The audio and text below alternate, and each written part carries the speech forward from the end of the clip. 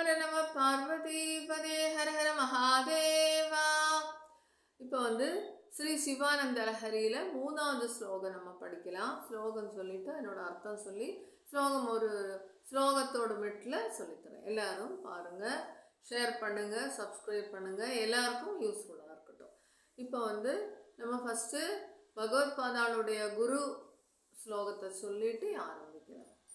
சதாசிவசமாரம்பாம் சங்கராச்சாரிய மத்தியமாம் அஸ்மத் ஆச்சாரிய பர்யந்தாம் வந்தே குரு பரம்பராம். இப்போ 3வது ஸ்லோகம்.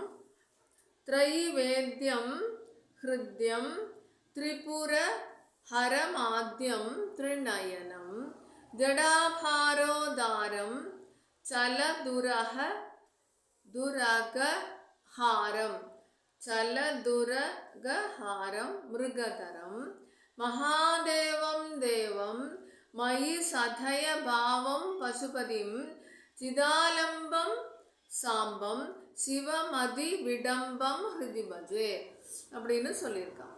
இதனுடைய அர்த்தம் எப்படின்னா, அர்த்தநாரீஸ்வரர் மாதிரி பாதி பாகம் மாதொரு பாகமாய் கொண்ட மகாதேவா, கலையங்கிரி வாசா, நீ சர்வஜன், உனக்கு தெரியாதது எதுவுமே இல்லை, அனைத்துக்கும் ஆதி பொருள் நீ, உன்னுடைய சிரசிலேருந்து கங்கா பிரவாகம் வந்து கொண்டிருக்கிறது, மானை கையில் ஏந்தும் பரமேஸ்வரா, நீ ஒரு ஜீவநதியாக விரிஞ்ச செஞ்சடையோனாக, அருவுகளே உனக்கு ஆபரணமாக இருக்கு, முக்கண்ணனே, திரிபுர சம்ஹாரம் செய்த உன்னை வேதங்கள் வணங்கி துதிக்கின்றது, அதுபோல் நானும் உன்னை வணங்குகின்றேன் அப்படின்னு பகவத்பாதாள் சொல்கிறார்.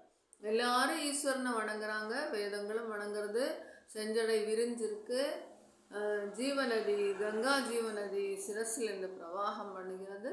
நீ பெண்களை ரொம்ப மதித்து மாதொரு பாகம், பார்வதி அம்மனுக்கு ஒரு பாகத்தை, உடம்புல ஒரு பாகத்தை கொடுத்தவர் உன்னை எல்லாரும் வணங்குறாங்க, அதே போல் நாங்களும் வணங்குகிறோம். இப்போ இந்த ஸ்லோகத்தை நம்ம ராகமாக சொல்லலாம்.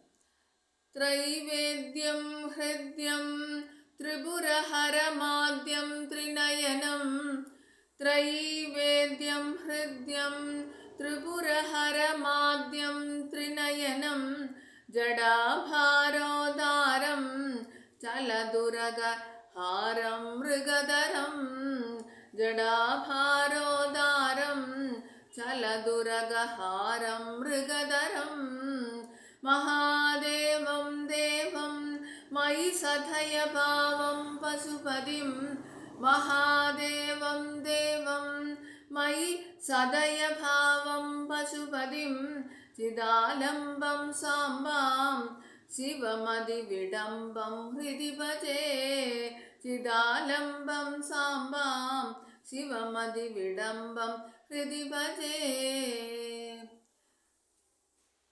நம பார்வதி பதே ஹர ஹர மகாதேவா.